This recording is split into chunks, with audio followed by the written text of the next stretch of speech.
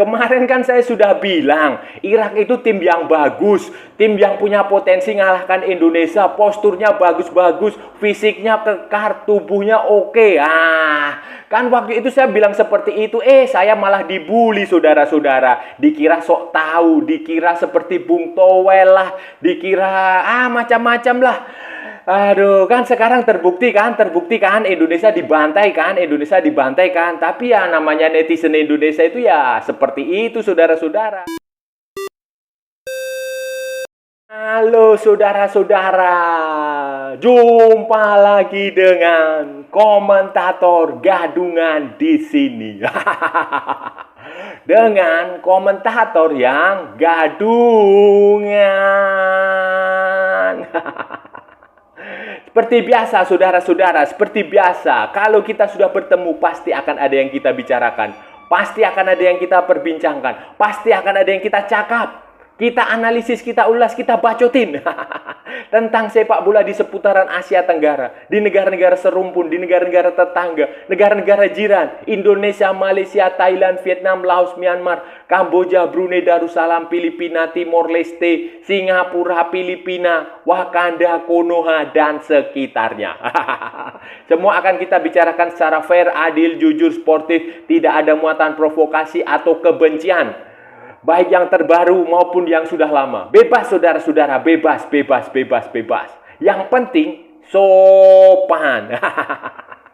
Dan hari ini saudara-saudara, hari ini saya ingin meminta supporter Indonesia untuk melupakan kekalahan dari Irak, untuk melupakan hasil negatif dari Irak, untuk melupakan skor 1-5 dari Irak, untuk selanjutnya menatap masa depan. Karena setelah ini tim nasional Indonesia akan menghadapi Filipina di Manila, dan harga matinya adalah menang saudara-saudara, supaya peluang lolos ke pertandingan ke babak berikutnya terbuka lebar. Karena di pertandingan lain Vietnam juga berhasil mengalahkan Filipina.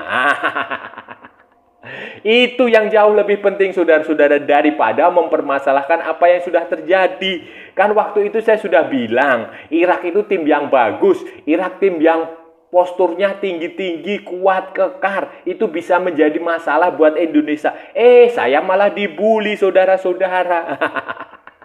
Tapi ya sudahlah, lupakan itu. Sekarang kita menatap masa depan, kita menatap pertandingan berikutnya. Kita akan lihat seperti apa Indonesia menghadapi Filipina nanti. Untuk lebih jelasnya akan kita bahas di edisi kali ini saudara-saudara. Jadi begini saudara-saudara, jadi begini. Ya ini saya ingin sedikit curhat lah. Curhat colongan.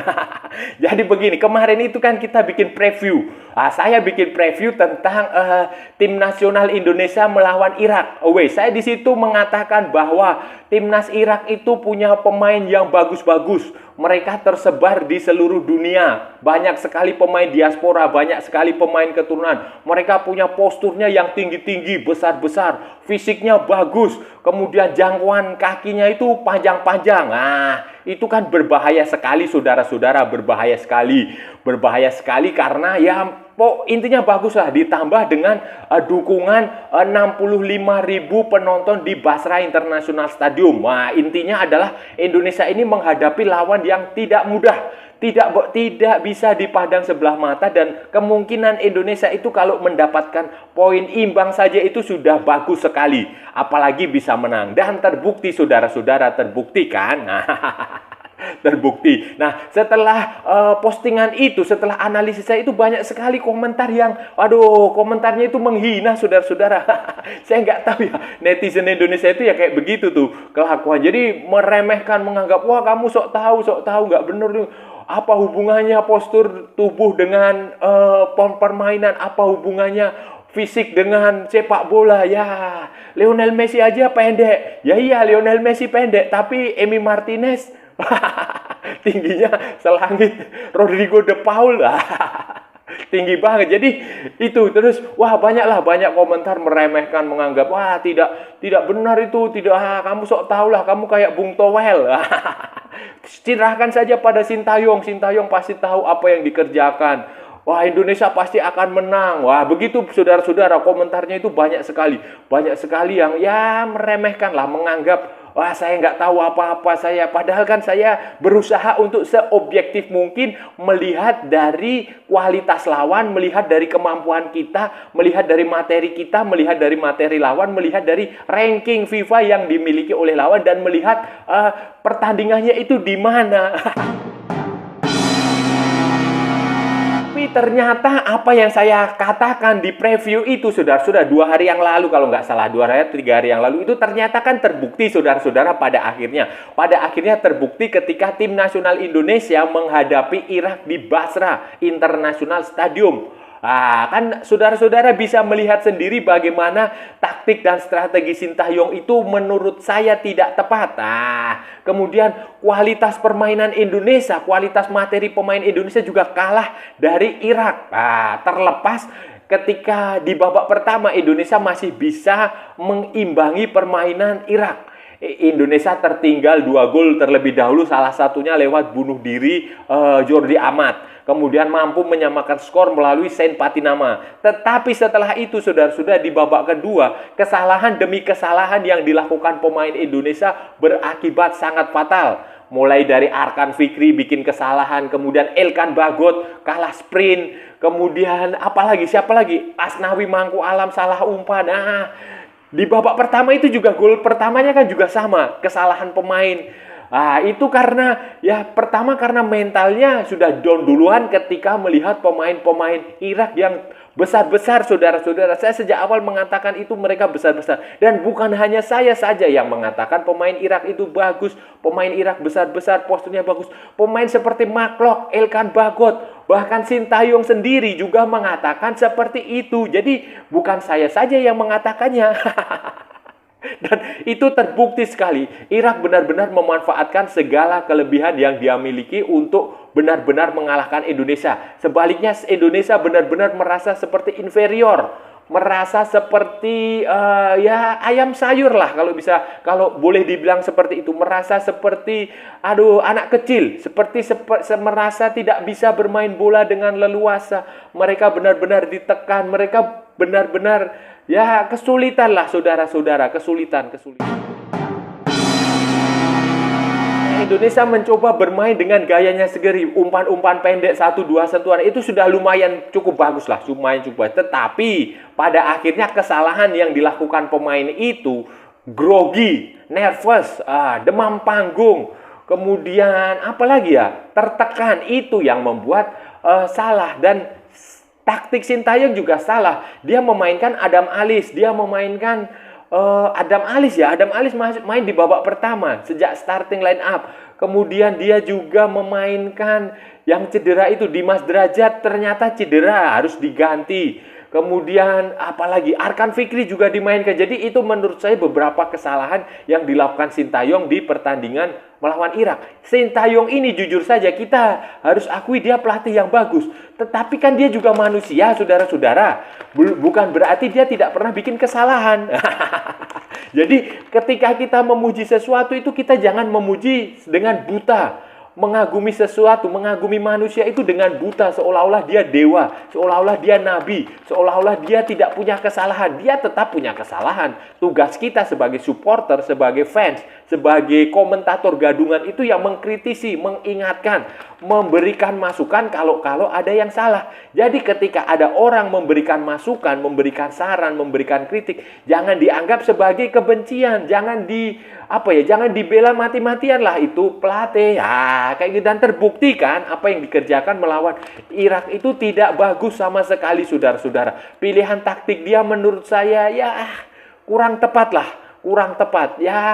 Pilihan materi pemain di starting line up menurut saya tidak terlalu baik. Kenapa dia tidak mencoba memasukkan Sandy Walsh misalnya? Kemudian Rafael Struijk itu seharusnya main dari menit pertama. Karena kan terbukti kombinasi Rafael Struijk dengan Saint Patinama itu berujung gol Indonesia. Itu beberapa kesalahan yang menurut saya harus kita kritisi lah, harus fair kita kritisi, jujur kita kritisi. Kita tidak bisa menganggap Sintayong itu seperti dewa, seolah-olah kalau kita serahkan saja pada Sintayong. Tidak begitu juga saudara-saudara, tidak begitu juga. Jadi memang harus kita kritisi, dan untuk pertandingan melawan Irak memang taktik, pilihan strategi, pilihan pemain Sintayong tidak benar. Tampak sekali dari hal jelek yang paling tampak dari pertandingan Indonesia melawan Irak ini adalah mentalitasnya, saudara-saudara. Kalau di Stadion Nasional Bukit Jalil kita lihat Malaysia mampu comeback setelah tertinggal 1-3 menjadi balik menang 4-3 dengan dukungan supporter, mentalitasnya bagus. Tetapi Indonesia, saudara-saudara, dengan tidak ada dukungan supporter itu mentalitasnya jadi down. Penontonnya sangat sedikit. Pendukung Indonesia sangat sedikit, dan itu tampaknya berpengaruh sekali pada mentalitas, pada daya juang, pada fighting spirit, pada semangat tempur para pemain.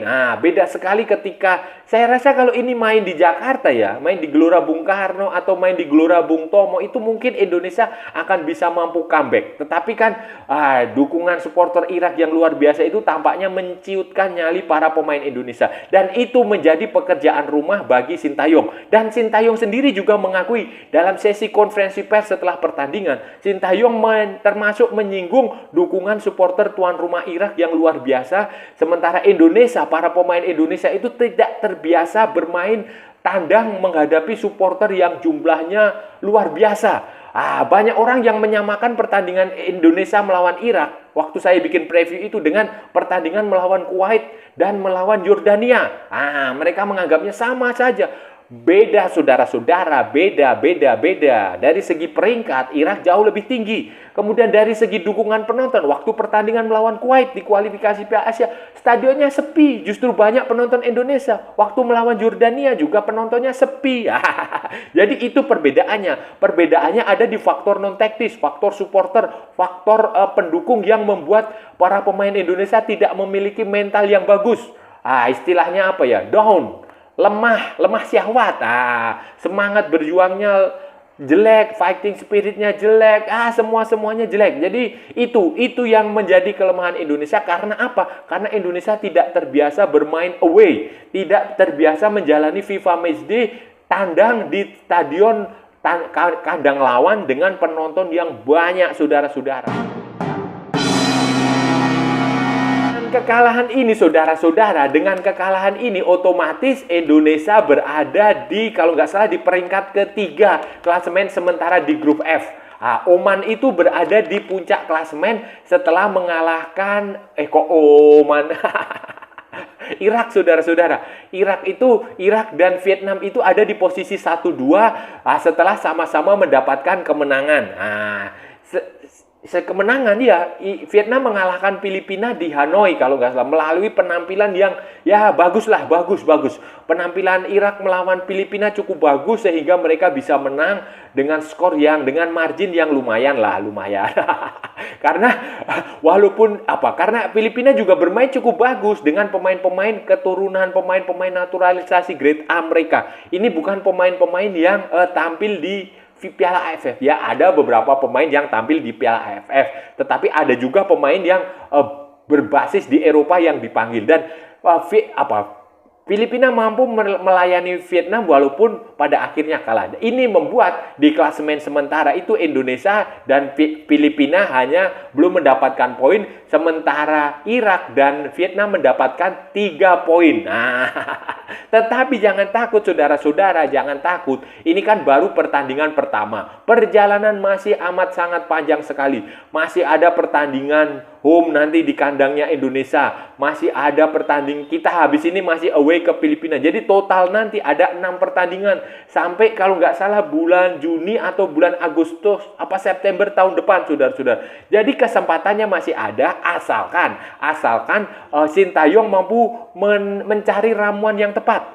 Asalkan kita mampu berubah, asalkan supporter ini ya, supporter Indonesia ini memberikan masukan yang membangun lah, memberikan kritik yang membangun, bukan hanya dukungan membabi buta kepada satu dua pemain, kepada pelatih, seolah-olah dia dewa, seolah-olah dia nabi yang tidak punya salah. Jadi ini harus kita evaluasi bersama, saudara-saudara. Selanjutnya bagaimana, saudara-saudara? Selanjutnya ya harus berubah. Indonesia setelah ini akan menghadapi pertandingan melawan Filipina di Manila tanggal 21 November 2023. Dan kalau melihat hasil Filipina melawan Vietnam ya, saya rasa peluang Indonesia untuk menang di Manila ini, di Rizal Memorial National Stadium ini besar, saudara-saudara. Besar karena ya kita tahulah, kita sudah berkali-kali menghadapi Filipina. Walaupun nanti tim yang ini kurang lebihnya ya ada yang sama biasa ikut Piala AFF, ada juga yang tidak pernah ikut Piala AFF. Karena ini kan pertandingan resmi. Filipina ini untuk pertandingan ini menampilkan pemain-pemain yang cukup. Ya, di sini nanti ada Neil Etheridge yang kipernya Birmingham City itu dipanggil untuk pertandingan melawan Indonesia dan Vietnam kemarin. Kemudian ada lagi pemain muda si Rublico itu yang dari Atletico Madrid B kalau nggak salah. Kemudian ada lagi beberapa pemain ada banyak pemain yang main di Thailand, ada banyak. Kemudian ada banyak pemain yang merumput di Indonesia, di Malaysia itu juga ada, semua dipanggil. Kayak Christian Rontini. Christian Rontini ini bahkan kan baru saja menikah dengan anaknya Christian Gonzalez. Jadi setengah Indonesia, setengah Filipina, setengah Italia, kayak begitu. Kemudian ada lagi seperti Simon Lingbo. Kemudian ada lagi yang pemainnya Rans itu, dia juga main. Kemudian ada lagi Benvenido Maranon yang sekarang kalau nggak salah main di Thailand, di Ratchaburi atau di mana. Kemudian ada lagi pemain yang main di Kuala Lumpur seperti Patrick Recet atau siapa itu. Itu juga main. Jadi Filipina di pertandingan ini benar-benar sangat serius, saudara-saudara. Sangat serius, walaupun kemarin waktu melawan Vietnam itu menurut saya sial aja. Kalau mungkin dia bermain lebih beruntung, mungkin saja hasilnya bisa imbang, saudara-saudara. Tetapi ya sudah terjadi, dan ini akan menjadi keuntungan bagi Indonesia melihat Filipina bisa dikalahkan oleh Vietnam. Pertandingan melawan Filipina, saudara-saudara, saya yakin Indonesia bisa mendapatkan kemenangan. Bisa mendapatkan 3 poin melawan Filipina. Kita sudah punya pengalaman, banyak sekali pengalaman pertandingan melawan Filipina. Kita juga, ya ini kan levelnya Asia Tenggara lah. Sesama Asia Tenggara itu ya kekuatannya itu ya 11-12 lah. Tidak terlalu jomplang, tidak terlalu beda sekali dengan kualitas Irak. Bahkan dengan Vietnam pun saya rasa Indonesia masih bisa menang sedikit atau imbang nanti kalau di Hanoi. Tetapi dengan Filipina ini saya rasa Indonesia bisa menang. Memang itu ada beberapa pemain Filipina itu yang berbahaya, tetapi saya rasa kualitasnya masih jauh lebih bagus. Syaratnya kalau Indonesia mau mengalahkan Filipina, mentalitasnya diperbaiki. Jadi kejadian seperti waktu melawan Irak itu, ketika pemain kita melakukan kesalahan, ketika Maklok melakukan kesalahan, ketika Arkan Fikri melakukan kesalahan, ketika Asnawi Mangkualam melakukan kesalahan, ketika Jordi Amat, pemain sekelas Jordi Amat melakukan kesalahan, itu jangan diulang. Intinya di situ. Intinya kita jangan membuat kesalahan. Kalau kita tidak membuat kesalahan, itu kepercayaan diri pemain akan berlipat ganda. Pemain akan bermain lebih percaya diri, pemain akan tampil lebih sabar. Setidaknya pertandingan permainan di babak pertama waktu melawan Irak itu bisa diulangi waktu pertandingan melawan Filipina. Tentu saja hasilnya tidak usah diulangi. Hasilnya tidak perlu diulang, tetapi cara bermain seperti itu cukup bagus. Karena setelah babak kedua kan kita kesalahannya semakin banyak dan ya sudah, kita pada akhirnya skor 5 gol kita menderita. Ini tidak boleh terulang melawan Filipina, dan saya rasa Sintayong akan punya solusinya. Formasinya mungkin saja dia bisa main dengan 4-4-2 atau 3-5-2 atau 3-4-3 atau kembali lagi ke 4-3-3. Intinya yang ingin saya mau katakan adalah Indonesia punya potensi untuk mengalahkan Filipina di Manila, saudara-saudara. saudara-saudara, itu tadi pembahasan kita hari ini, saudara-saudara. Kita sudah bicara panjang lebar tentang tim nasional Indonesia, tentang apa yang harus dilakukan Indonesia nanti di pertandingan berikutnya melawan Filipina. Kita tadi juga sudah membahas evaluasi apa saja kenapa tim nasional Indonesia bisa dikalahkan Irak dengan skor yang sangat mencolok. Di babak pertama memang lumayan kita bisa mencetak 1 gol, kita bisa mengimbangi, kita bisa membalas setelah gol bunuh diri Jordi Amat sama golnya pemain Irak. Tetapi di babak kedua kita memang benar-benar hancur, saudara-saudara. Hancur, mungkin mentalnya sudah down, mungkin kesalahan pemain, mungkin ya banyak faktor. Dan sekarang selanjutnya Indonesia akan menghadapi Filipina tanggal 21 November 2023 di Manila. Ini Filipina yang sekarang ini beda dengan Filipina yang ada di Piala AFF, saudara-saudara. Kalau Filipina yang di Piala AFF itu adalah pemain-pemain dalam negeri mereka, pemain-pemain lokal yang main di seputaran ASEAN, pemain-pemain B lah, kelas 2 lah. Tetapi kalau yang di kualifikasi Piala Dunia ini biasanya mereka menggunakan pemain-pemain kelas A, pemain-pemain grade A, pemain-pemain naturalisasi, pemain-pemain keturunan yang berbasis di Eropa. Dan walaupun mereka kalah 0-2 dari Vietnam di pertandingan pertama, bukan berarti Filipina tim yang lemah, saudara-saudara. Tetap kita harus waspada, harus fokus ke pertandingan selama 90 menit. Dan saya rasa sudah cukup ya, saudara-saudara, pembahasan kita hari ini. Kalau ada salah-salah ya mohon maaf, namanya juga gadungan. Tetapi kalau benar, saudara-saudara, berarti sebuah kebenaran. Kalau saudara-saudara merasa channel ini bermanfaat, berguna, menghibur, menginspirasi, silahkan like, share, and subscribe. Tapi kalau tidak, saudara-saudara, abaikan saja. Skip, jangan ditonton, tetapi jangan juga di-report. Kasihan saya, saudara-saudara. Ikuti juga akun media sosial Komentator Gadungan, ada di Instagram, ada di Facebook, dan ada di TikTok yang bukan TikTok Shop. Oke, saudara-saudara, sampai bertemu lagi di edisi berikutnya dengan tema-tema yang jauh lebih tidak bermanfaat, dengan tema-tema yang jauh lebih membosankan. Salam olahraga dan merdeka!